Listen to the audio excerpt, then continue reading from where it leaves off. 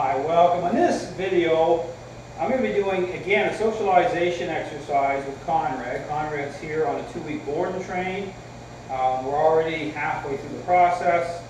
And as you can see here, I have Polly out here again as playing the role of the helper dog. So on this video, what I'm going to be doing here with Conrad is, again, increasing expectations in terms of socialization, control, and relationship. Those are kind of like the themes here, and coming through the method based on interaction based, the method which is going to fade me into the picture. So here what I'm going to be doing here with Conrad is going to be moving around Polly a couple times like I did on the prior video, but this time I'm going to be letting Polly out. She's going to be free.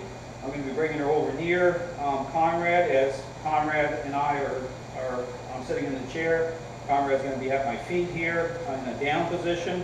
And so the goal here, the focus is on just having Conrad relax. Okay, not invest in Polly, just to calm down.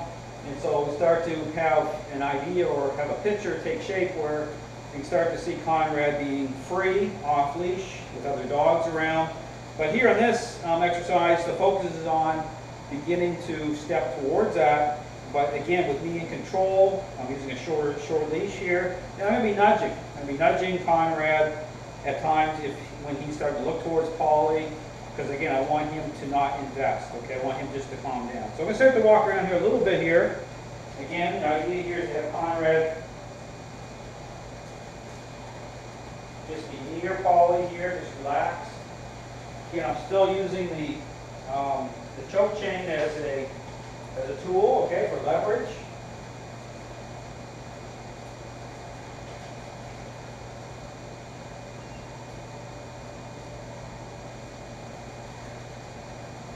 I'm just moving around. As I move around, same thing here. Now here's the thing, is you'll see, when dogs have control issues, you'll see them get more tense as they get closer to a dog when you're doing the method here. Conrad's doing really well. I'm here like this, I'll just nudge at times, just so I have an understanding with Conrad to say, hey, don't be investing, calm down, relax. That's what you want, just relaxation. Now I'm going to let Polly out here in a moment. I'm going to establish first. So here, this is a great exercise, because you can picture this being, it could be your, where you hang out, watch TV. Down. I bring Conrad into a down position here. I want him just to relax. Again, he's looking a little bit tense here because, again, this type of exercise is going to cause a little tension, but he's not tense in terms of conflict, in terms of fighting me, okay? He's tense in terms of just saying, hey, you know what? You know, I don't want to have to deal with Polly this way. I would hear like this. I like to be in control. And so this is a great exercise for him. So the idea here as I do this, you'll see him calm down more and more, just relax more and more as I do this. So when I have a dog down, when you have a dog down in a down position like this, you look at their body language, okay, you can see some tension on them a little bit. The idea is even here, just make sure that they're not licking you, they're not trying to get on you, because what will happen is when you're dealing with exercise like this, they want to, it's like a protest, they're going to appeal to your nature to want to be emotional with them so that they can take control. Here, you want a little bit of a few inches away from you in the down position like this. You're doing this type of exercise, especially when you're introducing, you know, a new dog into the environment.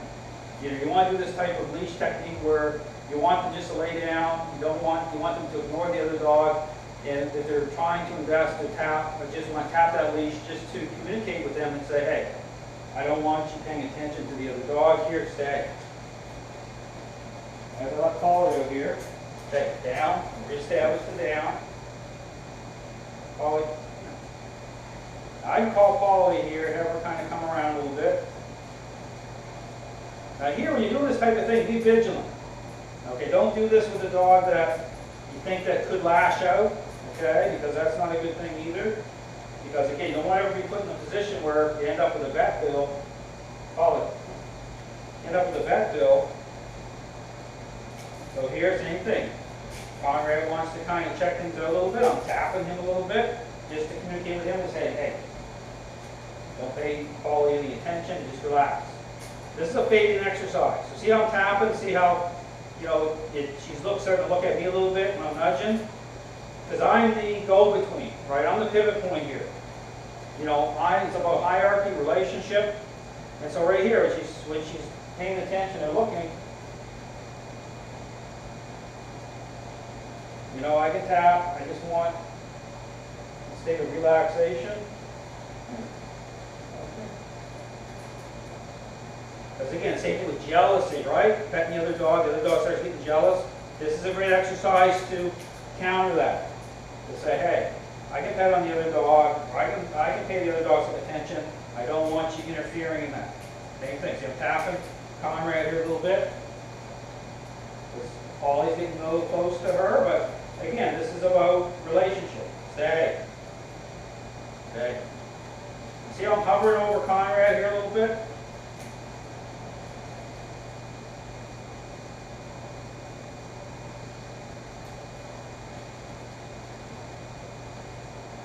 I'll let Polly go back in her crate here for a minute. She's going in there on her own, which is fine at this point because, again, the same thing. This type of exercise is kind of like a relaxed exercise, but it's kind of in and out, okay? So how you want to do this is just, there's times the other dog actually want to encourage them to go back in the crate for a minute or two and see, let the other dog kind of just relax a little bit because it gets kind of intense. When you have, especially when a dog has had a lot of control issues, and they're used to getting their own way. They've had no boundaries. Like Conrad didn't have any boundaries, any limits. He's a pit bull, right?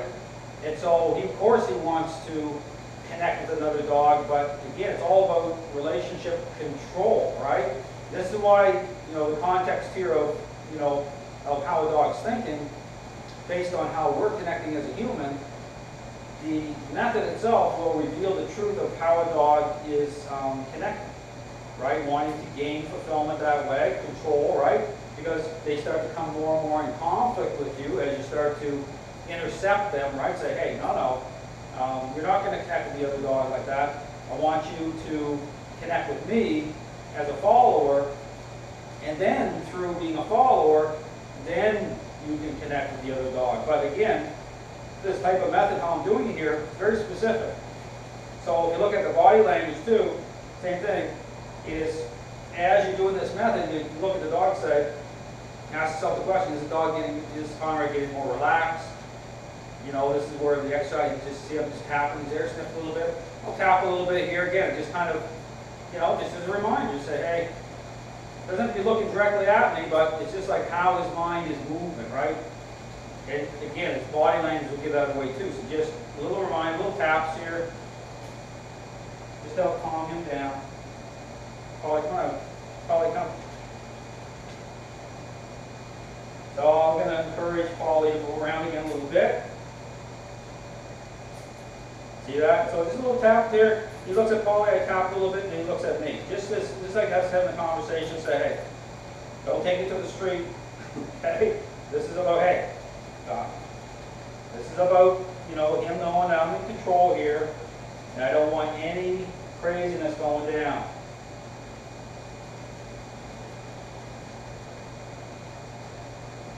You know, and same thing with if Polly's behind him. This is why dogs that have a lot of control issues, they don't want anything coming up around behind them, right? But here's the thing, is if I'm in control, and it's a visitor or another dog that I'm in control of, they need to accept that. Okay, they need to be okay with that. They just need to relax. You know, I don't want the dog to be jittery, stressed, just relaxation. Again, body language will tell you a lot. As you do this, just look for more and more relaxation. You want to get to a point with a dog where they don't care. It's like you can just look at them and say, they don't even care. A dog can be on their back and jumping over them, and they're just like fine with it. But this is the method to help to establish that, okay? Coming through me, through how I'm communicating with Conrad. Now here's the thing, when you do this too, just be careful. You don't want to get in a situation too, and I want to explain this as though you're tormenting the dog, okay? You're teasing the dog, you're making it unfair for them, causing them to fail. Okay, so whenever you're doing this type of exercise, it should be just translates into what would normal type of environment be, a normal type of thing going on. And so, you know, here you know, I don't want to coax Polly over too much, you know, to ram things up. Okay, I just want, say, for example, Success is Polly is outside the crate. She's over here, laying down here, closer to Conrad. In fact, you know, what can put more pressure on the dog is the fact that Polly is near Conrad, near her back area here, but I'm like I said, I'm the pivot point. So that's fine. So here, this is a good type of picture here, just, you know, just for Conrad to relax and get used to this type of thing, where, you know, I'm advocating, I'm saying, hey, I'm in control here. You see him looking around, see, but that's interesting. He looked at her and he looked right at me. Because he's getting the idea. He's saying, okay, Dale's in control, you know, it's okay. So again, just picture socialization as this is bridge building, but it's about the method. You know, it's interaction based, so I'm going to intercept. Okay, what I'm doing here is I'm intercepting these states of mind, how Conrad is investing. Picture, the same picture as, you know, when you have an already selfish child, they're not going to interact well with their peers, right? How they get along with others. You're playing with, say, toys, playing in the sandbox together. This is the same thing. Okay, I'm advocating. I'm saying, okay, no, you're going to get along well with others, with me as the parent, okay, as the dog owner.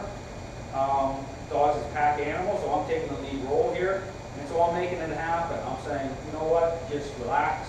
And so right here, you can see Conrad is getting more relaxed, okay? You can just tell. I can tell. You look at him, and even you look at their paws, you can tell from a dog that is tense how their feet, how it's gripping the ground, and then you'll see their feet start to relax. So everything will give you clues here that they're starting to, the stress is coming off and they're starting to relax, okay?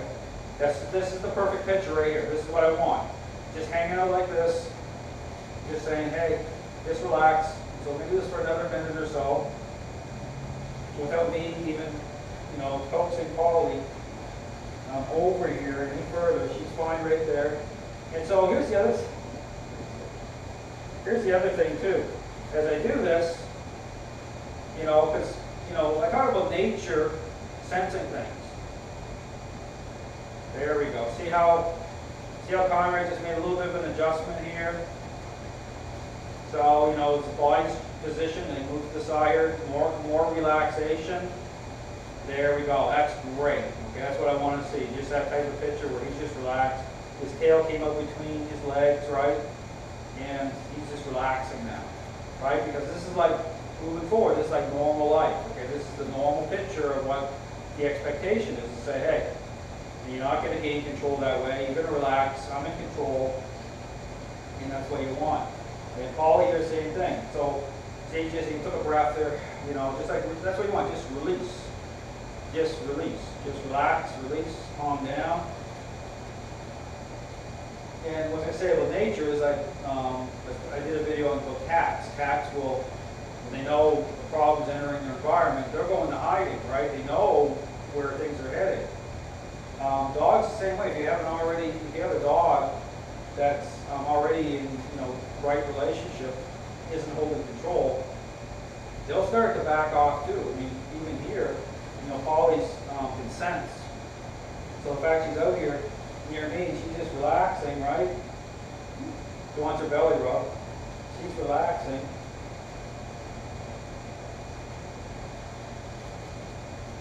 And she's getting a little older here too. She's probably 11 years old. I rescued her from tent down when we were living in Tennessee.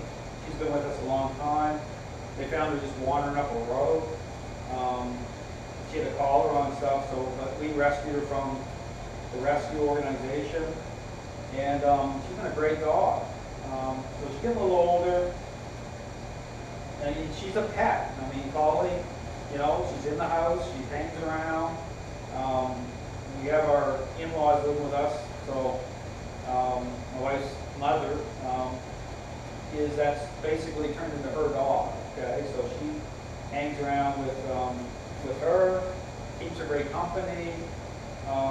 You know, and she comes out here and helps me out. I have her come out here quite a bit, helping out with other dogs, which is fantastic. You know, she's helped a lot of dogs. And so, but this is the picture. Anyway, this is the picture what you want. You can picture watching television, you want to do this type of exercise, okay? You want to have your dog on the leash.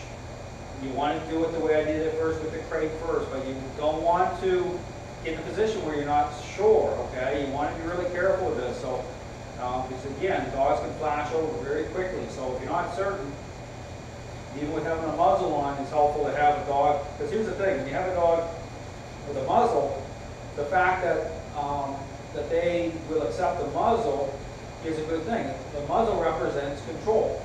So you want to, have that protocol so, your dog can be able to hear like Conrad is with the muzzle on, but relaxed. And then at a certain point, of course, the muzzle does come off, right? Now here with Conrad, first day he was here, I mentioned in the video, he was like trying to get that muzzle on him. He was just tearing that off.